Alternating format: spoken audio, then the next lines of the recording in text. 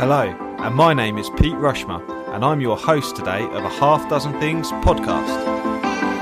A Half Dozen Things is a podcast for business owners just like you. Whether you're an underdog hungry for success, or you're already smashing it but want to continue to level up, we are here each week for you to get insight and learning from the very best in the business. No fluff, no BS, and no self-proclaimed gurus talking about how easy business or life is. Hello everyone, and welcome to today's A Half Dozen Things podcast. I am delighted to be joined by Tana Macpherson-Smith. I met Tana recently on a speakers network event, I believe was where we met, in one of the breakout rooms, which is a group run by Elliot Kay, who I'm assuming you know as well, but we've not actually touched base on that yet. So what I'm going to do is, rather than waffling on, I'm going to let Tana introduce herself.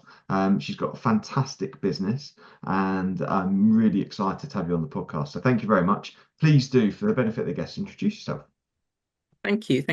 Yes, so Tana Macpherson-Smith, and I am a child and adolescent trauma therapist and mindset transformation coach. But I also work extensively with women, with parents, and with teachers as well. And I was a teacher for 25 years before taking on this new role, which I created when I launched my company, Clear Minds Education, in 2014. Fantastic. Wow. So 10 years this year then. Yeah. Yes. Fantastic. So background in teaching, was there a particular subject you focused on, or age group that you used to work with? I taught in secondary, although I have worked with children of all ages all the way through since I was at university, and I used to work with a lot of inner city children and helping to run youth clubs and sort of summer camps and things. But I taught secondary, I taught drama, I taught what I used to know as PHSE, personal social health education, but it's now got a million other letters in it, I think. In other words, that's sex and drugs and rock and roll and life. Yeah, But I also was really passionate about helping young people to come out of the shadows and know who they were. So I used to create really big events that were totally out of my experience, but to help them have an opportunity to try things they would never normally be able to do, and discover what they were worth, what they were able and capable of, but also other people would know that they existed, because a lot of kids just aren't seen. So, you know, it was I loved it. I was also a house mistress, so I used to run a boarding house. So I had 60 13 to 18-year-old girls living with my family and I in our house, and I was responsible for their lives, really. wow. A lot of responsibility, that is, Tana. A Yeah. lot of responsibility. So I guess I mentioned Elliot, so we'll just close that loop. How did you come across Elliot and the speaker network? I think I was introduced to his website by someone in the speaker. I used to be in Toastmasters, and I've been speaking for a long time. I was speaking in schools across the country until lockdown, and then my work became so much involved in one-to-one with young people because of what was going on. Sure. And I wanted to re-engage as a speaker last year.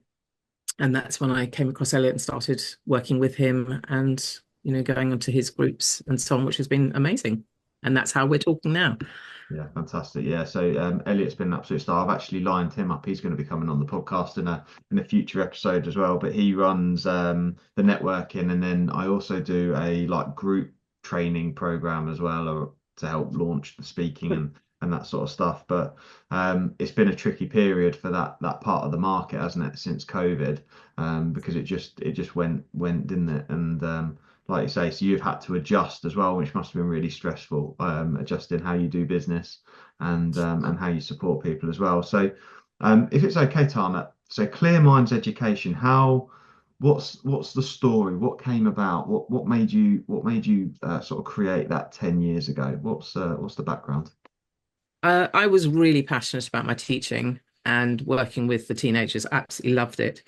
But long story short, I discovered in 2012 that I had a 10-inch tumor, had to have major surgery, had surgery again 3 weeks later, and then was back at school and went back far too early for how my physical body was.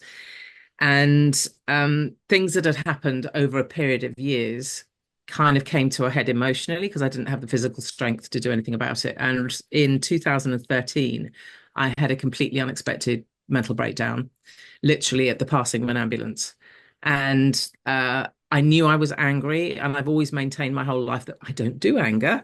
But I was angry that morning. So I took myself to a yoga class because I thought it wasn't fair on the kids for me to try and teach in that mood. Came out of the class as angry, just feeling that was very unfamiliar.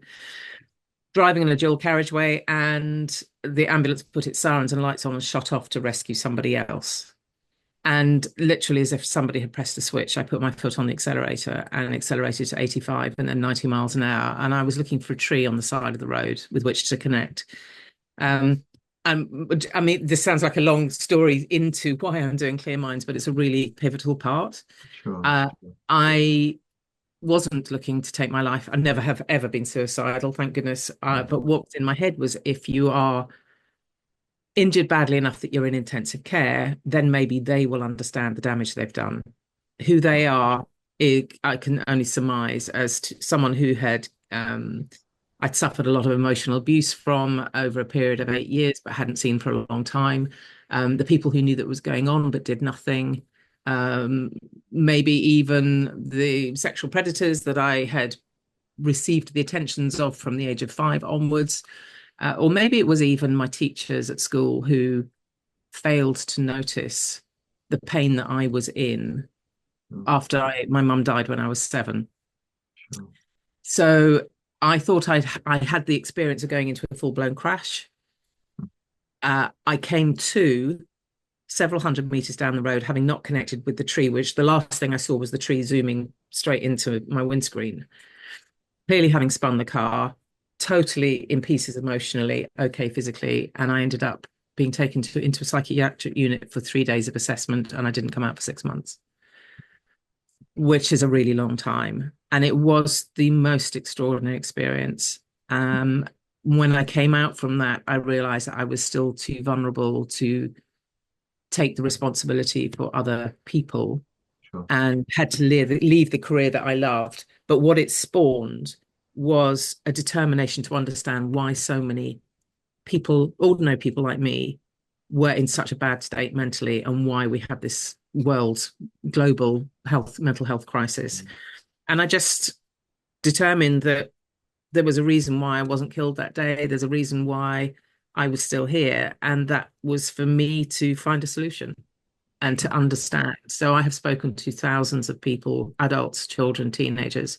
I've trained in multiple therapies and counseling techniques. And I launched Clear Minds Education to help children to release early child trauma and teenagers to really re-engage with themselves and overturn what's troubling them, and to educate as many parents and teachers, schools, anywhere that I could about the real causes as to why so many of us have mental health problems. And that's what I've been doing, researching, studying, training ever since. Sorry, that wasn't a short answer. It didn't need to be. It was an absolutely incredible answer though. So what a story. What a story, Tana, and what a history as well. So um just incredible, really. I'm speechless really on the journey you've been through, and obviously the power that that must bring to the work you do with people you help serve and support, and the fantastic work that you're doing. So I was massively inspired by you when we met. We met briefly at the on the speaker network, and then we since had a chat, didn't we? And I was like, must get Tana on the podcast.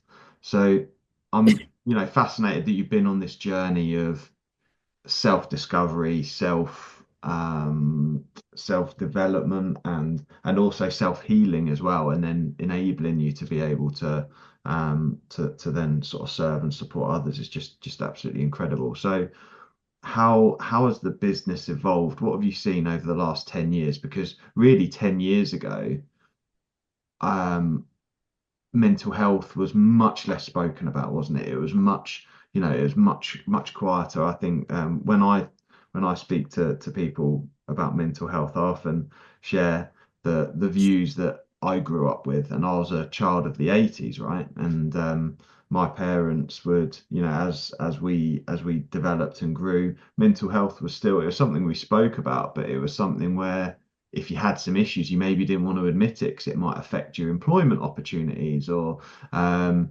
you might be perceived as weak, or in the inability to be able to climb the career ladder, or it just might inhibit your life chances. Really, was kind of the message I got as a young person, and I don't think that was anyone's fault. It was just generally society's expectation at the time.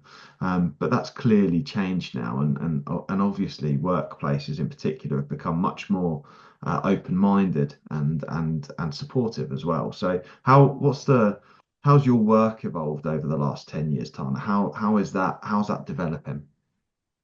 Initially, I was doing a lot of work going into schools across the UK, and I was running workshops for children from 5 to end of school, 18. Uh, and then I started doing some for universities as well, for undergraduates, but also the professors, the teachers. But I really felt it was important to get in and talk to the parents as well, to help them to understand what I now know to be true about why it is that 50% of all adult mental health issues are already embedded by the age of 14. And I think that's a really, really important thing for people to understand. 75% of all mental health issues are embedded by the age of 24. So my question was always, what is happening to children that is causing the foundations for potential mental health problems to be starting so early?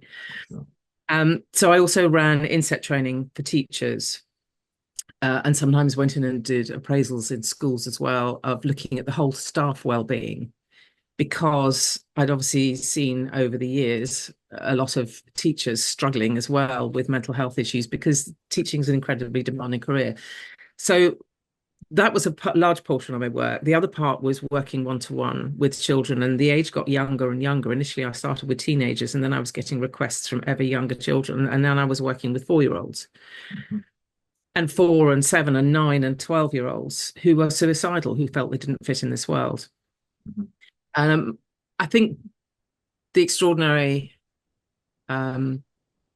gratitude that I felt was that I was having those conversations, and more and more other people were having those conversations with young people. Because when my mother died, there was never any therapy, there was never counselling.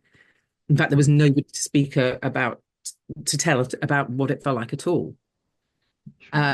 And since that time, obviously, we then went into COVID, where the problems escalated because of isolation and children being taken out of their social circles, and particularly primary age children who were then moving out of lockdown but into a secondary school, having been doing things on screens, and they've gone from maybe a small school of 200 pupils to a school of 1,700. And that transition was just shocking. So my work has been very much doing one-to-one and families over the last few years, helping people to get out of the situation that kind of came through COVID and the lockdown. But actually, one's seeing that the problem is much bigger in every school, in every year group, at every age. And, there's a huge amount of work that we can do. And what I genuinely believe now, my real understanding, is that whilst we need pharmaceuticals, medication, and we need therapy, and we're not providing nearly enough therapy, it just isn't available because we can't afford to provide it. That is not the solution to the problem. The solution is to put our focus on prevention, and that means changing the way that every single one of us communicates with, talks to, responds to, emotionally behaves around children, whether we are other children, other teenagers, whether we're bus drivers or shopkeepers, parents, family members, teachers, from the minute we're conceived. Because the foundation and the network for whether we might develop mental health problems starts before conception, but for argument's sake, really starts from the minute we're conceived. And I have, apart from years of research, I have all the evidence of that, having unpicked my life into absolute minute detail to understand why I became vulnerable to severe anxiety and depression, and so on and so forth. Absolutely. I think one of the things that really resonated with me, and you speaking then has just reminded me of when we spoke before and we had our initial meeting, Tana, was around. So the concept for me around mental health issues being born of childhood is something that I can totally resonate with and totally understand, and totally be on board with, particularly with. We spoke about the development that I've been through with NLP and then doing timeline therapy and that sort of stuff, where particularly with timeline therapy, there's an insistence that when we go back to looking at childhood negative emotions and letting go of negative emotions, that we go back to the age of 3 or before, where actually people probably can't even remember rationally, or their rational brain, conscious brain, can't even start to understand going that far back, because we need to start to delve into the unconscious mind and the things that have happened. But the thing that really, really resonated with me when we spoke was the fact that as a unborn child, if our mother is feeling anxious and feeling all of these different challenges that you spoke about, you're essentially bathing in those hormones as a child, right? And Yeah. that was something that really, really resonated with me. Are you happy to just sort of share a bit more about your findings with that? Yeah, absolutely. Um, in unpacking my own understanding of myself, because I've always sort of berated myself for having anxiety and being so weak and pathetic for not coping stuff. But actually, what I now understand makes so much sense, in that what happens to the mum when she's pregnant, in terms of what she's eating or what she's taking into her body, in terms of the environment she's living in, whether she's in poverty, whether she's in a really difficult relationship, but she's traumatized, she's working too hard, whatever it is, impacts what's going on in her body hormonally and levels of adrenaline and so on. My mum was really vibrant. She used to, we're talking a long time ago. She used to drive race cars and things in between doing copywriting and things, and she was a really vibrant soul. But she was told when she was 16 weeks pregnant with me that she had acquired an autoimmune disease and that she was going to become paralyzed, and that probably within the next year or two she would become fully quadriplegic, so paralyzed from the neck down, and that it was terminal. Wow. So can you imagine, you've got two toddlers and you've got a baby on the way, and you're told that your chances are, within a year or two, you're not going to be able to hold your children, you're not going to be able to move. And this was in a period when there were none of the great technical machines that we have now. There was nothing beyond a wheelchair, really. So she went into a state of total fear and anger and despair, which will have flooded her body with adrenaline, the fight or flight hormones. And I was, as a baby being constructed, I spent several months bathing in all of these high energy hormones, which means that it explains fully why I've lived my life really revving and why I have anxiety. And it's allowed me to really forgive myself for being weak and pathetic and having anxiety, because there's a genuine reason why. And whenever I talk about this with adults and things, so many people, the penny will drop and they go, oh my God. My mum told me that she went through deep depression, or she went through an awful relationship situation, or both her parents died, or X and Y and Z. And people start, it's not about making excuses, it's about finding fundamental reasons why we might have a greater propensity to have depression, or to have anxiety, or to struggle with our mood or our behaviors. And it actually impacts more than that. It impacts also our development of our nervous systems as well. And many vast majorities of us at all ages are symptomatic of having retained primitive reflexes, and retained primitive reflexes are caused very often by what's happening during the pregnancy or through childbirth, and that can impact our long-term behaviors in many, many directions, but just most people aren't aware of it.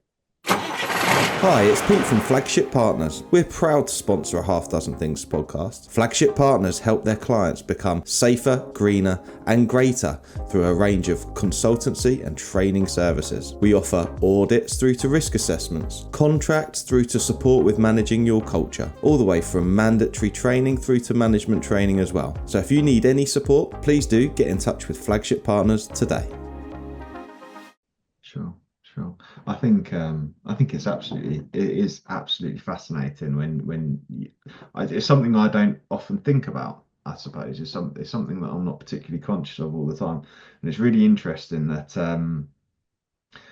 I don't know why this is relevant, but I'm sharing it. But it's interesting. I have three dogs. I have three chihuahuas, right? And they're all of a similar age, but there's maybe a year or two between them as we acquired them. But the boy who's the middle dog came when we went to collect him. We weren't leaving without him. He'd developed in it was a horrific place that he'd grown up in. And it was really not nice at all. We didn't really know what we were turning up to. He was advertised on the same places as the other dogs. The other dogs had been beautifully looked after, but he had had a really challenging time, and he was clearly a lot younger than he was meant to be and already being sold for cash, right? And he continues to be the most nervous and anxious dog that as you've ever known. He's so anxious and he's so likely to be aggressive if he doesn't know you, and there's no training it out of him. And it's just really interesting that actually that early part of his life has just shaped his future. And I know that's a dog, and we're talking about humans, but ultimately the nature of it's ultimately the same, right? Yeah, absolutely is. So, yeah, absolutely, really, really, really interesting. So, um, I guess the challenge I've got, so I'm on board with, many people will understand when I put this context on things, you know, originally before I started talking about interesting things like leadership and mental health and those sorts of things, my background is in vehicles, right? And in vehicles, we talk about preventative maintenance being the best way of looking after vehicles, right? We service vehicles, we make sure we change things before they're needed, we make sure that we take care of them and those kinds of things. And obviously, as people, we tend to do that less so with ourselves and with other people. So I really love the intention that you're suggesting around this preventative work longer term is actually going to be the solution. So, are we able to just talk a bit more about how you see that working? Because one of the things is we talk, the society's telling us that we're in a mental health crisis, for example, and using very emotive words. And I see that. I see that one of the issues that we've got is technology, and I believe one of the root causes is technology is far advanced, and society, this is far advanced our ability to be able to cope. So all of a sudden, our behavior and communication skills haven't adapted to be able to cope with the advanced technology. So we've got AI coming along, and then we have things like social media and TikTok and those kinds of things that are having a huge impact on young people, I think, with the way their brains are developing, and is re-showing them the stuff. If they've got any anxieties or they've got any insecurities, they're kind of feeding that insecurity loop, with the way that the algorithms are working. So, and obviously you're talking even before a child's getting anywhere near those things, we're going to be exacerbating existing issues potentially. So, and I'm really on board with behavioral improvement and sort of being the best versions of ourselves we can be. So, am I able to just sort of explore that a bit more? So, from a parenting perspective, are we looking at being a better parent to our young people? Or are we talking about, as a parent, also coping with our inner child that we've also got challenges with to help us become a better person? Two really important aspects, and it's all as important. And I think the more as adults we understand ourselves, the better we can alter and change our behaviors with children. Generally, if I'm talking to a large audience of adults and I say to them, can you recall anything that was said to you, or any one thing or things that were said to you that really had an impact to you and a lasting negative impact? A lot of people will put their hands up. Sometimes it'll take a while to think about it, because as you were saying earlier, so much of what we experience as children is stored in the deep subconscious, and we don't remember it up here at all. The way The easiest way I can explain this, if I may, is to use my monkey analogy. It's what I call monkey wisdom, because I think this helps to explain what we can do as adults, as parents and teachers in particular, but actually anyone. All the clients that I have who come to me, when we start pulling threads on what's happened in the past, it will come down to things that have been said or things that have done or happened around them. And I'm not talking about major trauma. We can obviously understand that someone who's been in a major car crash or lost their parents, or big trauma has happened, may have mental health problems.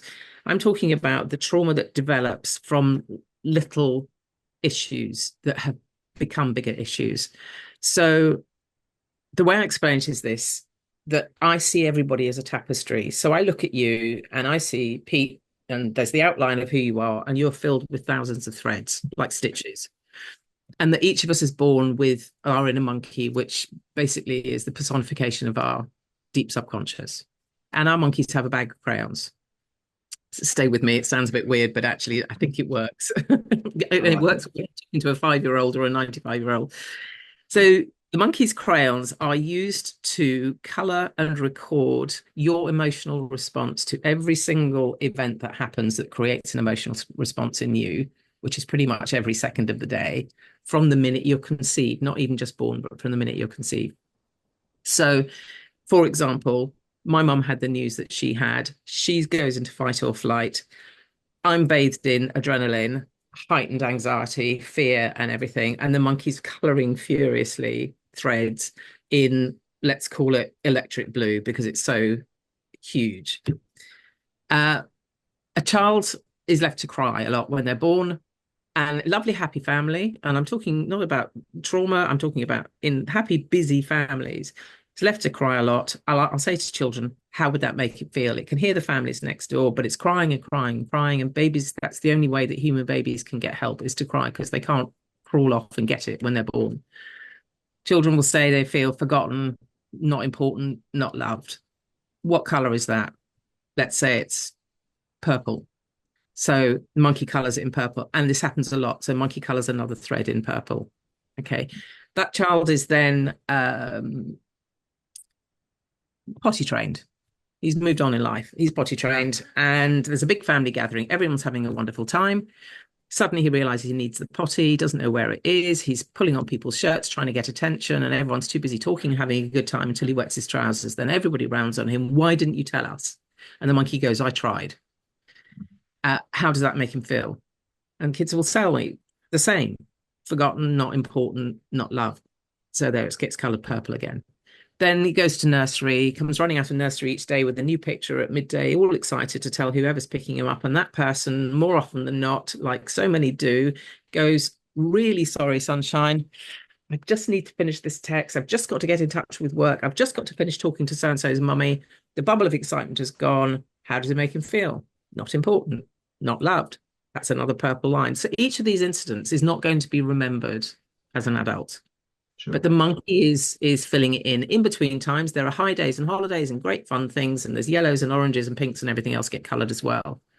But if this patch of those moments when they felt not loved, and it might be rejection from school pupils, it might be a put down comment from a teacher, if that patch gets big enough, that creates what is the foundation for what can develop into long-term emotional issues. Mm-hmm. And what happens is that when there is a general feeling within a child that I'm not important or I'm not loved, it's, I'm not good enough to be a sports person. I'm not good enough to have friends. I'm not good enough to be loved. I'm not good enough to meet my parents' expectations. I'm not good enough academically. That follows us through. And our monkey then spends the rest of our lives going back to that feeling and trying to keep us safe from feeling it again. Mm-hmm. So a child that's been bullied through primary school is very likely to become one of two things. The monkey will either make it shut down and close down and wear their hair long over their face to keep hidden so that no one can see them to bully them, or it might make them step up, make them aggressive, and make them the bully as a means of keeping them safe. Sure. So we have to be really mindful as parents and teachers and anybody of the impact of every word that we say. And when I start talking about this to people, the light bulbs go on for things you've experienced, but also things you've said. I had a client the other day who I've been working with for a long time. She came in very distraught, having been in a really good space, because she got really cross with her mum. She'd sworn at her, and her mum had said, "Oh, if Nanny G could see you doing that, she'd be turning in her grave." And this girl was just sobbing. And she said, every time mum says that, it's like she stabbed me 10 times over, because Nanny G had been her favorite person in the world. She died when she was 8, didn't know then what that was. She just disappeared out of her life. Sure. I brought mum in, explained it to her, and she just said, but I never mean anything by it. It's just that's the point. To you, it's just a statement. To her daughter, it was like she was whipping her with an awful thing she'd done by swearing, because it would have offended her Nanny G. Kids calling other kids fat in the playground. Literally, that, just that one word can build up to become an armor of weight of belief that they just shouldn't exist. Sure. It's I totally resonate with it. I love the analogy of the tapestry. It's very visual, and me being visual, that I've drawn a picture and I can see it, and I'm totally resonating with it. In my language, I often, when I talk to people about leadership development, for example, I say to them, people's thoughts become their feelings, become their behaviors, and then the actions they choose to take over time, right? And the principle is very much the same, is that if we reinforce a thought enough times, it slowly becomes a belief, doesn't it? And then the challenge is those beliefs, then they do, like you say, they carry into adulthood, and we will then do anything to avoid sort of starting to disrupt that, which can lead to quite negative behaviors and actions.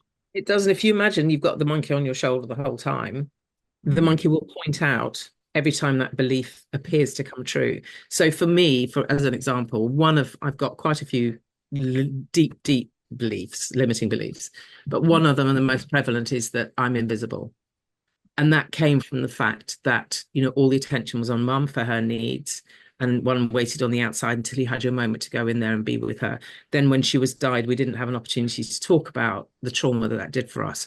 And that was then further impacted, that when I was at secondary school, I wrote in my English essays about grief and loss and abandonment all the time, because there was no other outlet. And I got A star for every one of my essays. And you write with such passion and such detail and extraordinarily emotive, but not one person thought to look me in the eye and go, actually, Tana, are you okay? Even that didn't elicit it for anybody to see me. So when I was in hospital in the psychiatric unit, what came out there, now I have looked at that in fine detail, was the sense of invisibility, and how being in there, I was all the time trying to become visible. And all the time, my monkey was pointing out the times that I wasn't visible, even in hospital. And it was an extraordinary learning. So what I do is I help children and adults to pull the threads on their childhood to find out what those beliefs are that are at the core of everything, all of their behaviors, their response to the world, their response to colleagues, to clients, why one person is triggered by a particular customer and everybody else adores them. There will be something in their deep-rooted subconscious, a like person in their lives who has come across in such a way as to instill a fear or whatever emotion might be. Amazing. Absolutely amazing. Tana, with so I've got two key questions that have come to my head. The first one is 2024 Tana. Tana version 2024. Have you, just from a perspective of like hope and those kinds of things, how is 2024 Tana? Are all of those issues gone, or do they still, even with all of the work you've done and all of the focusing on your purpose and making sure that you're helping other people and serving other people and those kinds of things, how are you with that? I can honestly say that 2024 Tana is the best version I've ever been of me. I'm completely drug free. I mean, I was put on a lot of medication when I was in hospital, and I was really scared to come off some of them because one of them in particular, if I missed it just for a couple of hours, I would have a withdrawal thing. If I missed it for a day, I would have like full-blown flu type, have to lie in bed, can't function symptoms. So I was really scared to come off that. But this year I've come off all of them very slowly, and I feel utterly, utterly different. I had cancer in 2016, so that, brought another whole tranche of physical health issues. But I am absolutely in the best place, and I feel so secure in my knowledge now, my understanding about this, that I just am really excited about what I do. That said, I do still have two limiting beliefs that I'm so aware of and I'm working with all the time because they still play their part. I still do see myself as invisible. And because of that, I find sales really difficult. I hate putting myself out there. I would do anything for anybody else, but I find it very hard to put me out there because I'm afraid that I won't be, whatever effort I make, it won't come to anything because I'm invisible. And the other one is a belief that however hard I try, I will always fail. And that is still, but I mean, I look at it and I laugh at it, but it's still very prevalent. And that comes right back from the fact that when I was a child, I honestly believed, I now understand, having pulled all the threads, that if I was the goodest girl I could ever be, I used to think it was the rest of that sentence was mum would get better. Yeah. I now understand that we were told in so uncertain terms that she was going to die, that my belief was if I was the goodest girl I could ever be, that when she died, she'd take me with her. And obviously she couldn't do that. But to a 7-year-old who has tried so hard, that was the ultimate failure. So that played a role. I tried really hard with my A levels, but I was very depressed at the time and I didn't get the grades that I wanted. And that felt like I'd really worked hard and failed. And that's been a pattern that has happened. And I've now got a grip on that. But it's just fascinating to see how they pop up. And they're still there. But in myself, this is absolutely the best version of me that I've ever been. That's amazing. And so that's generated another question naturally. I will go to the final question, which is about magic wands and stuff. And I'm saying that to help you, to help me to not forget it. So do you believe then? So with the work you do with young people and with parents and those kinds of things, and certainly the self work you've done as well, obviously having been through, you've got lived experience of essentially the whole spectrum of offerings that you could get as someone who is suffering with their mental health, for example, and having challenges. Do you believe that self-development is an excellent route out of and becoming a happier person long term? 100%. And I believe that change is possible for absolutely everybody. And it doesn't matter how old you are, whether you're 3 or 4 or you're 94. There is so much change. I don't think many people, well, more and more do understand now because it's a big thing, but a lot of people don't understand the power of our own minds for change, the power of our minds to hold us in the pain and trauma of our past lives and the patterns that we believe are just who we are. Oh, I'm always going to be like this. I'm always going to fail. I'm never going to be anything. I'm never going to do this. I'm never going to do that. Or if people pleasers or just doing for other people all the time. But I believe that with the right support, absolutely everybody, you can turn who you are on your head if you want to and need to. Sure. And the power of our minds, and really it is our thoughts governed by the monkeys that make or break us, but we also have the power with our thoughts to utterly change everything around. And when you do that, and you do it with kids, you do it with anybody, but particularly if you do it with children and teenagers, and you see the transformation, and you know that they can take that with them for the rest of time, and you've shown them how powerful their thinking is, it's just exhilarating. Amazing. It's fascinating because whilst you focus on a different area to what I do. So my mission is to help people become fulfilled and happy with who they are through self-mastery. So it was just interesting the way I work. I asked that question. Actually, the fundamental principles still align, and that's fascinating. It's really interesting. So the question I guess now is, if you had a magic wand to wave to resolve the mental health crisis, I suppose, or to fulfill your ambition, what is it you'd wish for? What is it you would, if you had one rub of the genie's lantern, what would it be? To help people literally across the world in every culture to understand the very real impact of our behaviors with children on long-term mental health, and that the power of our mind, and that children should understand and be taught in schools and by everybody the power of their imagination.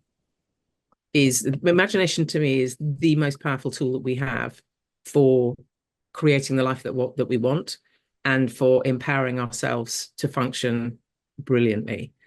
But really, for me, it would be speaking on the biggest stages to anybody who has any association with children, which quite frankly is everybody, because it doesn't matter if you're in shops and transport, wherever you're dealing with children and teenagers, is for us to understand the very, very real impact of our words on children, and for children and teenagers to understand the real truth of their behaviors to one another on long-term impact, and to understand why they behave the way they do, why they're bullies, why they're shy, why they are, won't put their hand up in class.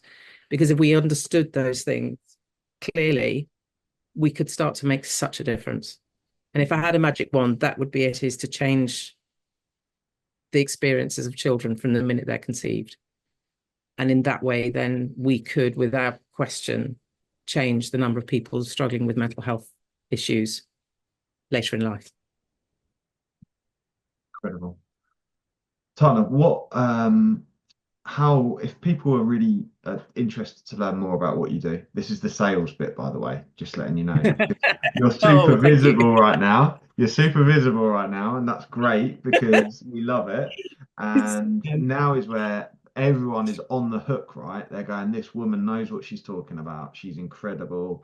We're super aligned with what she's doing, and we want to get involved. We want to see how we can learn more, because that's how I'm feeling right now. So everyone listening is going to feel the same way. So how do people find out more about working with you, Clear Minds Education, what you can do for them, that kind of stuff? I mean, my website, Clear Minds Education, is a little elderly, but it's there.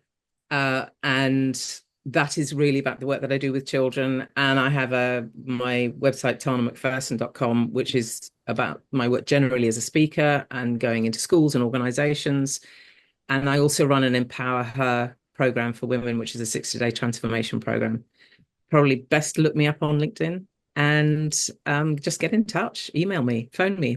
I'd love to have a conversation. Tana, thank you so much for sharing these insights on today's podcast. It has been incredible, and you've blown my mind. My monkey mind, my tapestry, everything has been blown, and I've really enjoyed it. I've got loads of new visuals around how everything goes on in there. So I really, really appreciate it. Thank you. And thank you for coming on the podcast. And I hope you've found it really interesting. What I'm going to do is I'm going to get some links from Tana to put in the show notes. So please do go back there, and there'll be a link to her LinkedIn and her website and all that sort of cool stuff, and go and find out more stuff and have a chat with Tana. Be fantastic. Thank you very much for joining me again, and see everyone on the next one. Thank you very much. I really hope you loved today's episode. And if you did, please make sure you subscribe and listen out for future episodes too. Please do share it across your social media channels. We hope to reach more and help more people. If you want to find out more about me, my name's Pete Rushmer. You'll find me across any social media channel, and my business, Flagship Partners, and we're your partners in success across your business. Thank you. See you again soon.